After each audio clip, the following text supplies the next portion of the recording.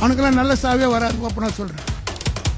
சட்டமன்றத்திலே மந்திரிகள் உட்கார்ந்து தமிழும் பேச தெரியல, எவன் என்ன பாஷையில பேசுறானே தெரியல, கூத்தடிக்கிறாங்க ஒரு மந்திரியும்.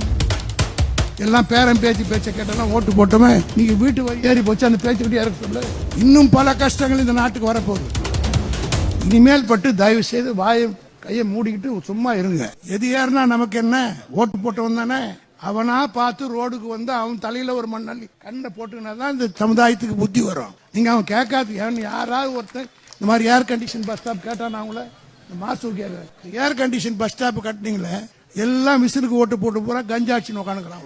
ஆக இனிமேல் பட்டாவது கட்சி வரலாறு, திமுக என்ன, பெரியார் என்ன, எப்படி 100 வருஷத்துக்கு முன்னாடி இந்த சமுதாயம் இருந்தது, எல்லாரும் இன்னைக்கு மேடையில் ஒன்னா உட்காரன்னா அதுக்கு யார் காரணம்? 100 அடி தூரத்தில் நின்னவன உட்கார வச்சு உனக்கு சீட்டு கொடுத்து உனக்கு மரியாதை கொடுத்தவன் யாரு என்பதை சொல்லுங்க. அப்பதான் புத்தி வரும். காரணம் என்னவென்று கேட்டால், அவன் யார் என்று அவனுக்கு சொல்லாத காரணத்தினால் அவன் கேட்காதே நீங்க போய் சொல்லுவோம். அதுவும் மாசு இருக்கிறார் பார், சைதாப்பேட்டை தொகுதியில அவர் செஞ்சாத மாதிரி யாரும் செய்யவே இல்லை. கலைஞரே முதலமைச்சர் இருந்தார், பெருமையா சொல்றேன். அவர் கூட அங்க ஒரு பெரிய ஹாஸ்பிட்டல் கொண்டு வர முடியல. ஏன்னா எங்க பக்கத்தில் இருக்கிற ஆலந்தூருக்குலாம் பெரிய வசதியா இருந்தது. அந்த ஹாஸ்பிட்டல் போய் வந்த நோயாளி அவன் சொந்தக்காரன் ஓட்டு போட்டு இருந்தாலும் ஜெயிக்கும். அவனுக்கெல்லாம் நல்ல சாவே வராது. ஓப்பனா சொல்றேன்.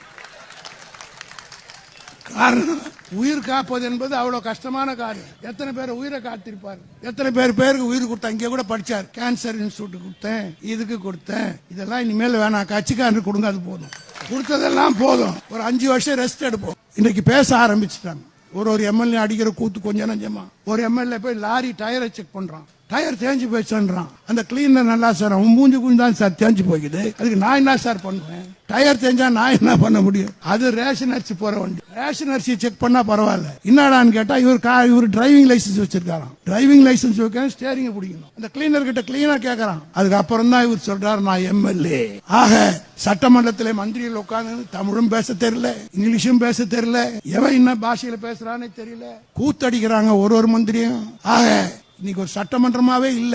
இன்னைக்கு கூட வரும்போது மாசு சொல்லிட்டு வந்தார், முதலமைச்சர் வாய் திறக்காத முதலமைச்சர் மௌன கீதம் பாடிக்கொண்டிருக்கிறார். யாரையோ பேச விட்டுட்டு இருக்காரு. முக்கியமான மாநாடுகளில் கூட இன்றைக்கு முதலீட்டாளர் மாநாடு நடந்தது. அந்த முதலீட்டாளர் மாநாட்டுக்கு வந்தவர்கள் பூரா தளபதி மு.க. ஸ்டாலின் இருக்கிற போது போடப்பட்ட ஒப்பந்தமே தவிர இவரால் அல்ல. நமக்கு வாக்களிக்க தயாராக காத்து கொண்டிருக்கிறார். காரணம், அவ்வளவு கோபத்தில் இருக்கிறான். தெரியாம ஏமாந்து ஓட்டு போட்டோம். புள்ள சொல்லிச்சு, பேரன் சொன்னா, பேத்தி சொன்னா, எல்லாம் பேரன் பேத்தி பேச்ச கேட்டெல்லாம் ஓட்டு போட்டோமே, நீங்க வீட்டு வரி ஏறி போச்சு அந்த பேச்சுக்கிட்டே இருக்க சொல்ல. இன்னும் பல கஷ்டங்கள் இந்த நாட்டுக்கு வரப்போகுது.